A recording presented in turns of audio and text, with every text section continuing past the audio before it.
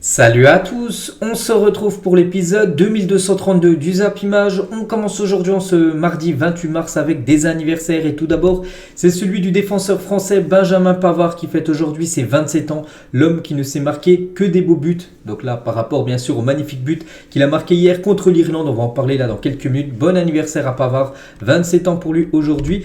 Et également Steve Mandanda, il fête aujourd'hui ses 38 ans, l'ancien gardien de l'équipe de France, gardien actuel de l'équipe de Rennes. Bon anniversaire à l'ancien Marseillais. Et il y a aussi un joueur de l'OM prêté à la Géocère. C'est Isaac Touré, le défenseur français. Il fête aujourd'hui ses 20 ans. On lui souhaite une place de titulaire la saison prochaine à l'OM. Donc actuellement, il fait un très bon prêt du côté de la Géocère. Il pourrait peut-être avoir enfin du temps de jeu la saison prochaine du côté de l'OM. Il fête également son anniversaire aujourd'hui, 20 ans. On va parler maintenant de ce qui s'est passé hier soir et on commence bien évidemment avec l'équipe de France qui jouait hier du côté de Dublin contre l'Irlande. Le score final 1-0 pour l'équipe de France, donc ça a été un match totalement différent du match de vendredi dernier où l'équipe de France avait surclassé totalement l'équipe néerlandaise 4-0. Hier ça a été un match très compliqué face à une très bonne défense de l'Irlande qui a même pu égaliser en toute fin de match. Donc la France s'est imposée 1-0 grâce à Benjamin Pavard. On a parlé, il fête son anniversaire aujourd'hui et pour son cadeau, c'est ce magnifique but qu'il a marqué à la 50e minute de jeu. Donc on va surtout retenir la victoire parce que dans le jeu, ça a été vraiment une équipe de France où on s'est vraiment ennuyé à regarder. Puis ça a été compliqué quand même à déjouer cette défense de l'Irlande. De toute façon, c'est toujours compliqué à jouer contre les Irlandais. Donc voilà, la victoire est là, c'est bien ça le plus important. Donc les stats de la partie, donc l'équipe de France a eu un peu plus de possession de balle. Les tirs ont été plus côté irlandais, 11 tirs pour l'Irlande, 10 tirs pour l'équipe de France. Les tirs cadrés, 3 pour les Bleus, 2 pour l'Irlande. C'est la France qui a été plus efficace que cette équipe irlandaise. Et voilà, en grande partie aussi grâce donc déjà à Pavard pour son but et aussi Mike Maignan qu'on va parler là dans quelques minutes avec son magnifique arrêt. Sinon, ça aurait fait match nul hier lors de cette rencontre. Et les feux au vert, c'est vrai que les voyants actuellement sont au vert du côté de l'équipe de France. Même si ça a été un match compliqué hier, c'est une victoire et ça fait 2 matchs, 2 victoires en ce début là pour se qualifier pour le futur Euro. Donc voilà, l'équipe de France commence parfaitement, on va dire, sa campagne de qualification. Et regardez la une du journal L'équipe aujourd'hui, Pavard, une frappe de revanchard. Donc confiné dans un rôle de remplaçant pendant la Coupe du Monde 2022, le défenseur a marqué le but décisif d'une frappe magnifique.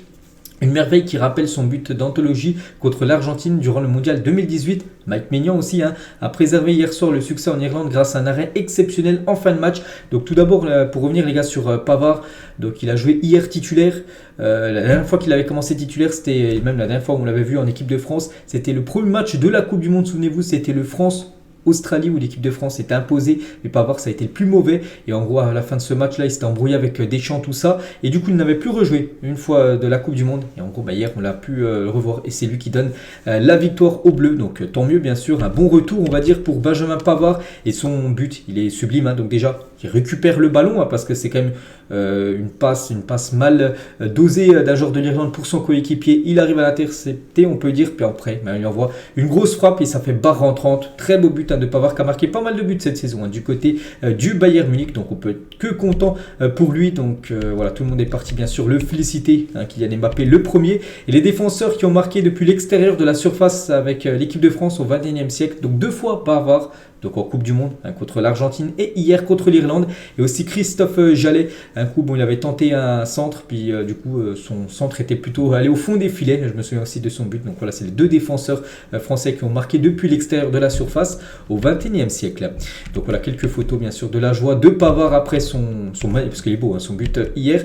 Et Deschamps les gars, à propos de Benjamin Pavard, je lui ai dit que j'étais content pour lui, il a eu des périodes moins heureuses mais il est là, même si ce n'est pas exactement son registre, parce qu'on n'oublie pas qu'il joue défenseur droit avec l'équipe de France, mais son poste de base on sait qu'il préfère jouer dans l'axe, c'est un défenseur central, mais bon il a dépanné couloir droit, c'est lui qui nous permet de gagner ce match. Donc voilà, bon choix de coaching on peut dire de Deschamps d'avoir titularisé Benjamin Pavard au lieu de Jules Koundé. Bon, Koundé pas sûr les gars qu'il aurait marqué ce but hier. Bon voilà, on va retenir bien sûr ce magnifique but de Pavard, et toujours avec Deschamps le match est moins brillant que vendredi, mais malgré tout la qualité est là. Donc la qualité Pavard par rapport à son but, et aussi bien sûr Mike Maignan. On va parler maintenant du gardien français. Enfin la France, bon il y avait déjà un bon gardien avant avec Hugo Lloris, mais bon voilà, Hugo Lloris pour moi c'était pas non plus un énorme gardien du côté de l'équipe de France. Bon, Mike Maignan, on va pas non plus dire que c'est un énorme gardien après 2 matchs, mais on sait que c'est quand même le gardien pour le futur, pour l'équipe de France. Et cet arrêt, les gars, qui fait à la 89e minute de jeu, bah, ça sauve les Bleus. Sinon, ça aurait été match nul. Donc, parade exceptionnelle, parce que déjà, corner tiré par un joueur de l'Irlande. Donc, tête d'un joueur irlandais qui est tout seul. Hein. C'est vrai que personne déjà le prend au marquage. Hein, ça, c'est quand même une grosse erreur défensive de l'équipe de France, parce qu'on peut le voir qu'il est totalement tout seul, le joueur irlandais, pour mettre ce ballon de la tête. Il la place très très bien. Et c'est Mike Maignan, les gars, qui sauve totalement l'équipe de France. Incroyable arrêt. Donc incroyable. N'oubliez pas que déjà il avait sauvé l'équipe de France lors du match contre les Pays-Bas en toute fin de match. Un pénalty arrêté, puis il nous fait un arrêt comme ça pour le match d'après. Donc rien à dire, les gars. C'est le futur gardien de l'équipe de France là pour les quasiment 10 prochaines années. Mike Maignan peut avoir la déception du numéro 12 irlandais. Je me souviens plus de son nom. Voilà, c'est celui en gros qui fait la tête. Et regardez, même Kylian Mbappé, les gars, il est complètement sous le choc, complètement choqué. La réaction de Mbappé après le superbe arrêt de Mike Maignan. Donc regardez, hein, bien sûr. Il fait grimace, mais bien sûr, il doit être content. En gros, il est sous le choc, hein, parce que voilà, cet arrêt, les gars, tout le monde, même moi, j'étais bouche bée devant la télé. Et Deschamps, les gars, à propos de Mike Maignan, il a dit Mike, oui, c'est Mike, voilà. C'est pas évident de prendre la succession d'Hugo, qui avait fait des choses extraordinaires avec nous à travers son premier match. Et celui-là, il dégage beaucoup de force, tant mieux. Donc voilà, ça n'a rien à dire, les gars. Le gardien a sauvé hier l'équipe de France, et ça fait totalement plaisir. Hein. Et là, Milan est allé chercher ce joueur, cet extraterrestre à Lille, hein, pour 15 millions d'euros. Donc, c'est vrai qu'actuellement, je pense, même si c'est un gardien, on sait que les valeurs des gardiens, ça ne monte pas non plus à plus de 100 millions d'euros, même si le gardien le plus cher, c'est Kepa Arrizabalaga, qui avait été transféré de Bilbao à Chelsea pour 80 millions d'euros. Combien coûtera actuellement Mike Maignan? Je ne sais plus, il doit aux alentours des 24 ans. Je pense qu'il doit coûter au moins vers les 70 millions d'euros, je pense, hein, en tant que gardien. C'est vrai que Lille l'avait vendu pour seulement 15 millions d'euros à l'équipe de l'AC Milan. Et cela fait 5 rencontres de suite en qualification de tournoi majeur, Coupe du Monde ou Euro, que la France s'impose sans prendre de but. Hein. C'est sa meilleure série depuis novembre 1981 à décembre 1984. Donc voilà les 5 derniers matchs de l'équipe de France lors des matchs élimination en phase de poule plutôt, que ce soit l'Euro ou la Coupe du Monde. Donc là on en a fait 2, et aussi les derniers matchs pour se qualifier pour la dernière Coupe du Monde. L'équipe de France a enchaîné 5 matchs sans prendre de but. Donc voilà, c'est la défense, c'est le point fort actuellement du côté des Bleus. L'attaque aussi, parce qu'il y a eu quand même un but marqué, quand même 4 il y a quelques jours contre les Néerlandais. Donc 2 matchs, 2 clean sheets. Hein, donc hier c'était son 7e match en équipe de France, il a réalisé 4 clean sheets, Mike Maignan, donc voilà, félicitations bien sûr à ce gardien. Hein, il avait loupé la Coupe du Monde à cause d'une blessure, et là vraiment il marque d'énormes bons points, on peut dire, hein, du côté des Bleus. Et grâce à son superbe arrêt hier, il a pris beaucoup de followers sur Instagram, et il a dépassé la barre du million d'abonnés sur Instagram, Mike Maignan, donc félicitations à lui. Donc la note aujourd'hui pour lui dans le journal L'équipe, bien sûr une très bonne note, hein, c'est la note de 8 sur 10. 8 sur 10 équivaut un très bon match de sa part. C'est vrai qu'il n'a rien eu à faire quasiment du match. Et à la fin du match, voilà, il faut toujours rester attentif, parce que des fois c'est compliqué pour un gardien quand il n'a rien à faire. Puis voilà, il faut faire l'arrêt du match, et il a fait cet arrêt du match en toute fin de match.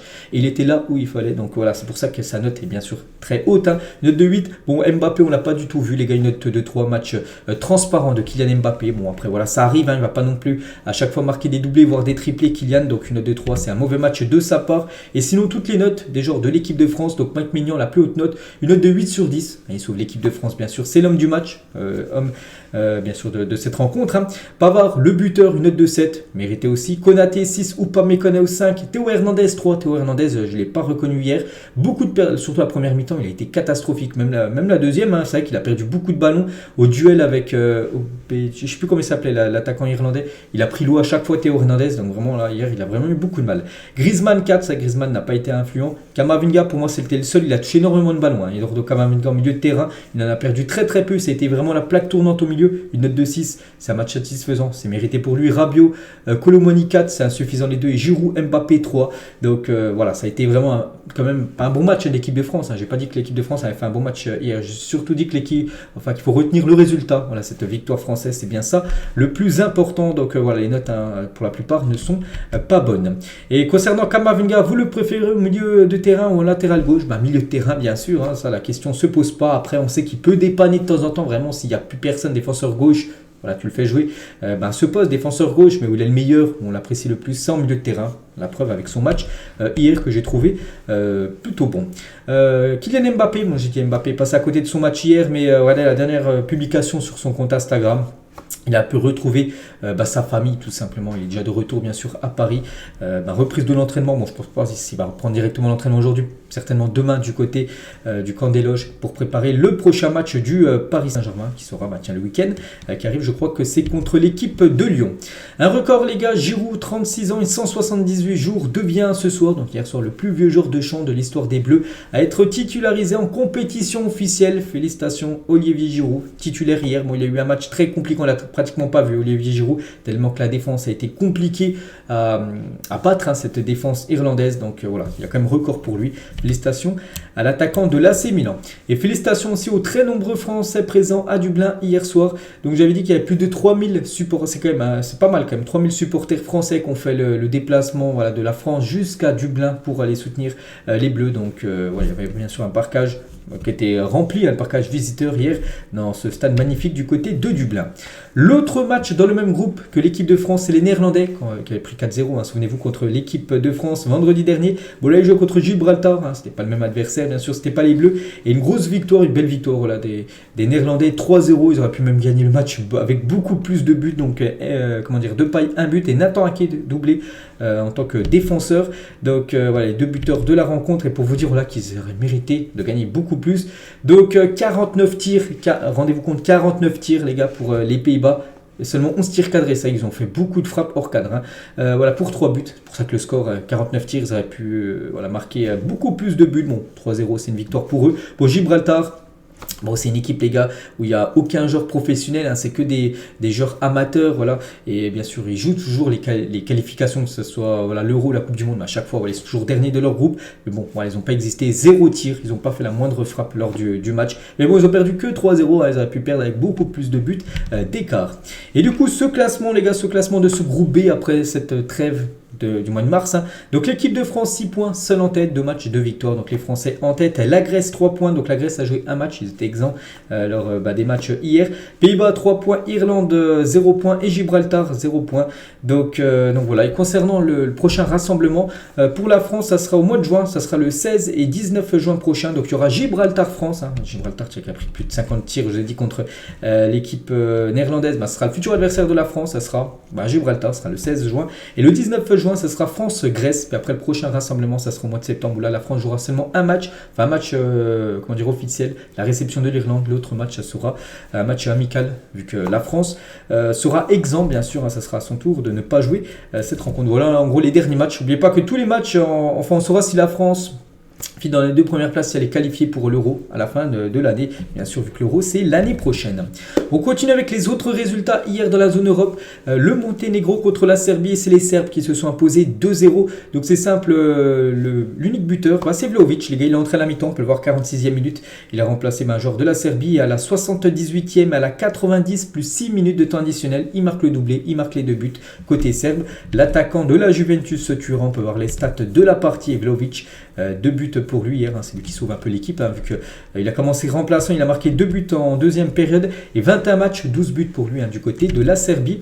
Et Luca Toni, il a dit pourquoi Vlahovic marque en sélection et pas la Juventus en sélection. Il a moins de pression par rapport à la Juventus où le maillot pèse et où on s'attend que le 9 marque toujours, il doit rester serein et ne pas perdre le contrôle quand il se rate. Donc voilà, c'est vrai qu'il a un peu plus de mal à marquer du côté de la Juventus Turin que du côté de la Serbie où il marque souvent. Regardez la preuve hier avec son doublé. La Hongrie contre la Bulgarie, score final de 3-0 pour les Hongrois. À noter, on peut voir les 3 buts à la 39e minute, il y avait déjà 3-0, après le score n'a plus bougé. À noter que le deuxième but a été inscrit par Szoboszlai, 26e minute, magnifique but, un but en gros sur coup franc direct. Donc déjà voilà les stats de la partie, donc victoire méritée des Hongrois. Et le coup franc de Dominic Szoboszlai avec la Hongrie, voilà le joueur de RB Leipzig, on peut voir la distance un peu, c'est parti en pleine lucarne les gars, donc ça a contourné on va dire le mur bulgare pour aller finir en lucarne. Regarde, les gardiens n'a rien pu faire, magnifique but du joueur hongrois, et qui a été aussi très très bon bien sûr dans le jeu, il n'a pas marqué qu'un beau but, c'est le capitaine aussi de cette équipe hongroise, le jeune Szoboszlai. La Suède jouait contre l'Azerbaïdjan. Ils se sont rachetés, les Suédois, qui avaient perdu 3-0 contre la Belgique il y a quelques jours. Cette fois-ci, ils ont gagné 5-0 contre l'Azerbaïdjan. Donc, belle victoire des Suédois. Belle victoire aussi, enfin petite victoire, mais victoire au bout, c'est très important. Donc, la Pologne contre l'Albanie. La Pologne qui avait perdu 3-1 contre la République tchèque. Cette fois-ci, ils ont gagné 1-0, les Polonais. Et l'Autriche qui joue contre l'Estonie. L'Autriche perdait 1-0, mais ils ont réussi à renverser le match et gagner cette rencontre 2-1 pour les Autrichiens. Donc, voilà, 2 matchs, 2 victoires pour l'Autriche, qui est actuellement en tête de son groupe. Tous les autres résultats, enfin il n'y en a plus qu'un, je crois que j'ai pas parlé, c'était entre la Moldavie et la République tchèque 0-0, sinon je crois que j'ai parlé de toutes les autres rencontres, voilà, des matchs hier dans la zone Europe. Le programme aujourd'hui, c'est les derniers matchs pour cette trêve international dans la zone Europe. Donc en belle affiche, je sais pas, la Norvège sans Haaland ira défier la Géorgie à 18h, Écosse, Espagne, Pays de Galles, Lettonie, Suisse, Israël ou même Turquie, Croatie, qui a belle affiche, Turquie, Croatie, on parlera bien sûr des résultats demain. On prend la direction cette fois-ci du continent africain. Il y avait aussi quelques matchs hier. Donc tout d'abord Niger contre l'Algérie. Donc c'est les Algériens qui se sont imposés 1-0 lors de cette rencontre. Donc voilà, c'est officiel. L'Algérie se réserve sa place en Côte d'Ivoire. La future CAN va se jouer en Côte d'Ivoire l'année prochaine 2024. Donc les Algériens vont jouer à cette CAN pour la 20e fois de leur histoire. Donc félicitations à l'Algérie, c'est officiel. Ils sont qualifiés. La même chose pour le Maroc, même s'ils n'ont pas joué le Maroc, c'est sûr voilà, qu'ils sont qualifiés. Et eux, ça sera la 19e fois qu'ils vont jouer la Coupe d'Afrique des Nations. C'est quand même pour moi la nation favorite pour remporter la future CAN, surtout au vu de ce que propose quand même la sélection marocaine depuis quelques mois.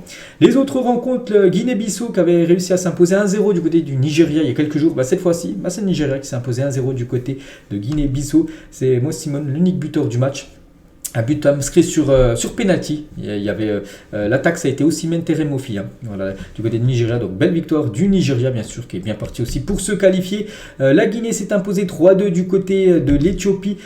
Angola contre le Ghana, score final 1 partout. Et la victoire du Soudan 1-0 contre le Gabon. Donc voilà en gros tous les résultats de cette journée hier sur le continent africain pour se qualifier, bien sûr, pour la future Coupe d'Afrique des Nations qui aura lieu, je le répète, en Côte d'Ivoire. Et le programme aujourd'hui, c'est les derniers matchs aussi. On est mardi, n'oubliez pas qu'il y a des matchs de championnat le week-end là qui arrive. Donc voilà, les matchs internationaux doivent se finir là. Donc voilà, toutes les rencontres. Il y en a beaucoup, on parlera bien sûr de tous les résultats demain.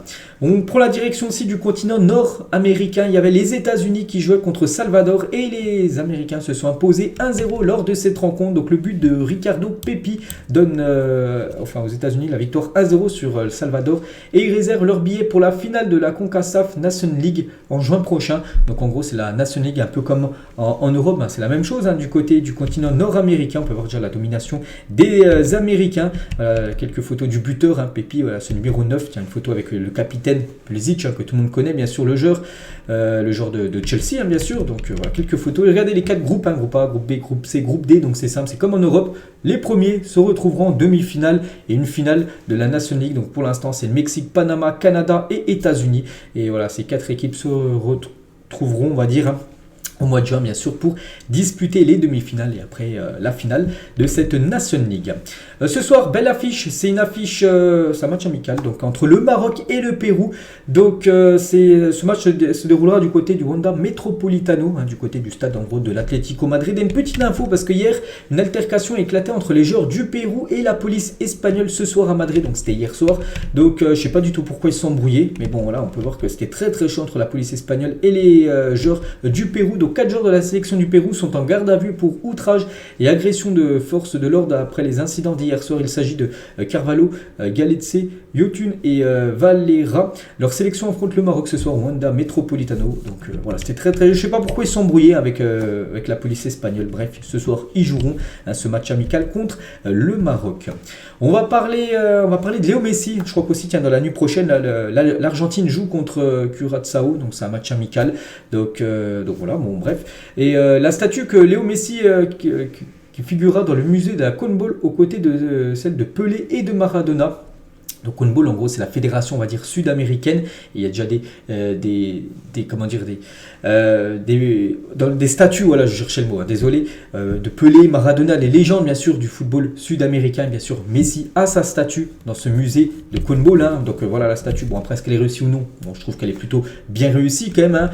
Donc voilà, quelques photos, bien sûr, de cette cérémonie hier. Bien sûr, Messi a eu sa statue. Et le président de la CONMEBOL, il a dit au nom du football sud-américain et mondial, nous avons donné donné aujourd'hui le leadership, le commandement du football mondial. Donc le président de la CONMEBOL honore Léo Messi avec le bâton du football. Il lui a donné ce bâton aussi, un bâton du foot. Donc voilà, petite info concernant Léo Messi. Et toujours avec lui concernant son futur, que va faire Léo Messi? Donc pour attirer Lionel Messi et pouvoir supporter son salaire, les clubs de MLS travailleraient sur une formule inédite. Chaque club paierait une partie du salaire de l'Argentin. Il serait ensuite libre de choisir celui pour lequel il souhaite évoluer. Les clubs de MLS estiment que sa venue leur permettrait d'y gagner tous financièrement, tant les retombées commerciales seraient importantes pour la MLS. Et en gros, grâce aux droits télé, je pense augmenterait énormément, bien sûr, si Messi rejoignait la Ligue américaine, tout le monde y gagnerait. C'est pour ça qu'en gros tous les clubs pourraient payer une partie du salaire de Léo Messi. Après, ce sera Messi de choisir où il veut signer. Bon, après, s'il va là-bas, je pense, enfin aux États-Unis, je pense qu'il signerait du côté de l'Inter Miami à l'équipe de David Beckham. Donc voilà ce qu'aimeraient organiser les clubs de MLS pour essayer de faire revenir Messi. Mais bon, Messi, on sait que depuis quand même quelques temps, on parle de la MLS, on parle aussi de l'Arabie Saoudite, mais lui, peut-être son choix numéro 1, c'est de rester en Europe, le PSG ou pourquoi pas, bien sûr, le Barça. Un retour de Lionel Messi au FC Barcelone est maintenant devenu une véritable option. Donc voilà, je pense que ça sera pour moi le Barça. Je le vois retourner du côté du Barça. Voilà, je ne vois pas quitter, on va dire, l'Europe. Voilà, Léo Messi sera certainement en retour en Espagne.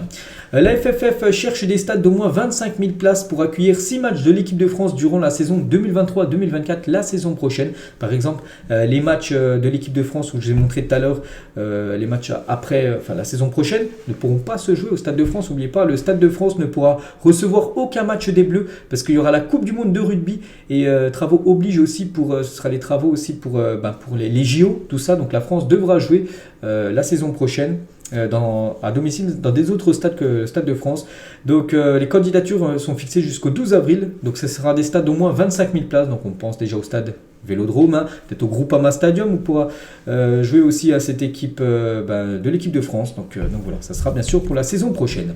Blaise Matuidi, l'ancien joueur des Bleus, il a dit: c'est une super génération avec beaucoup de talent. Je pense qu'ils ont pour la plupart la chance d'évoluer dans de grands clubs, mais aussi le talent. Je pense que l'on a une relève qui arrive, une jeunesse fougueuse qui a envie de faire de grandes choses. Voilà le beau message de Blaise Matuidi par rapport à la génération dorée qui arrive du côté de l'équipe de France.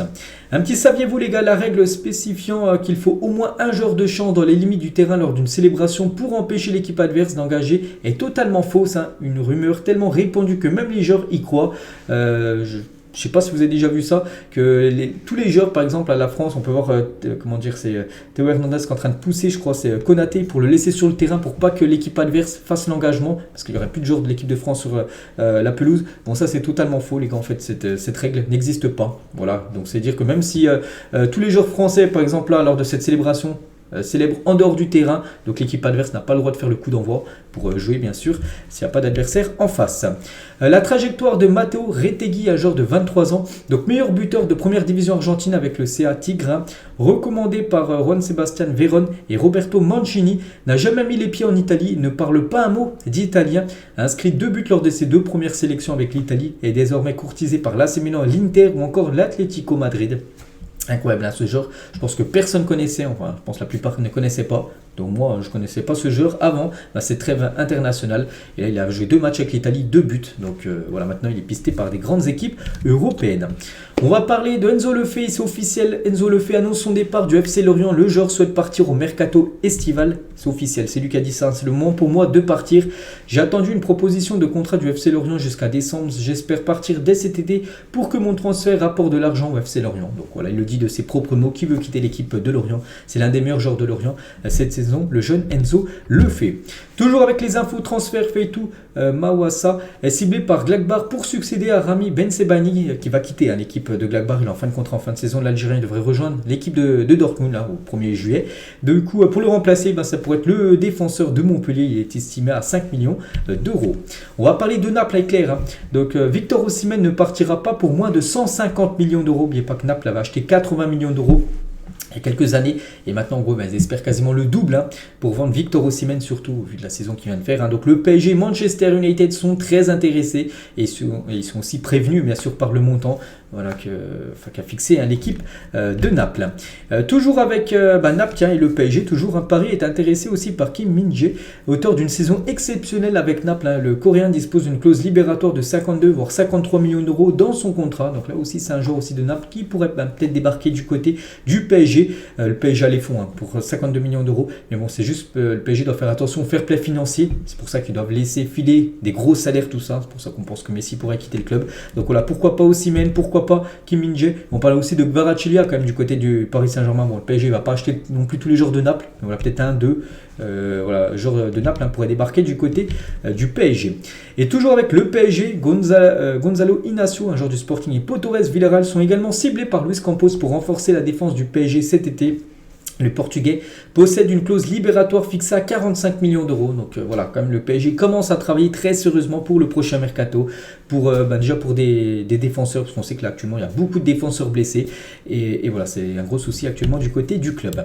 Manu Koné pourrait quitter Gladbach cet été contre 50 millions d'euros minimum, plus bonus, ce joueur de l'équipe de France Espoir. Du coup, voilà, il devrait quitter l'équipe de Gladbach. Donc il y a le PSG, comme souvent. Chelsea et Manchester United sont intéressés par Manu Koné. Son prix, j'ai dit 50 millions d'euros minimum. Concernant Mason Mount qui est en fin de contrat en juin 2024, encore un an de son contrat, il ne devrait pas prolonger, du coup il devrait quitter l'équipe de Chelsea là, lors du prochain mercato. Liverpool est très intéressé par la signature de Mason Mount. City et Manchester United auraient également montré de l'intérêt pour le milieu anglais qui va, je vous ai dit, certainement quitter l'équipe des Blues cet été. Donc voilà, il va certainement rester encore en première ligue, soit Liverpool, soit City, soit United. Donc voilà, encore une top équipe pour Mason Mount. Dortmund propose à Jude Bellingham un salaire de 15 millions d'euros par an avec une nouvelle clause libératoire de 150 millions d'euros s'il accepte de signer ce nouveau contrat. On sait que Jude Bellingham, d'après les rumeurs, il devrait quitter cette équipe du Borussia Dortmund.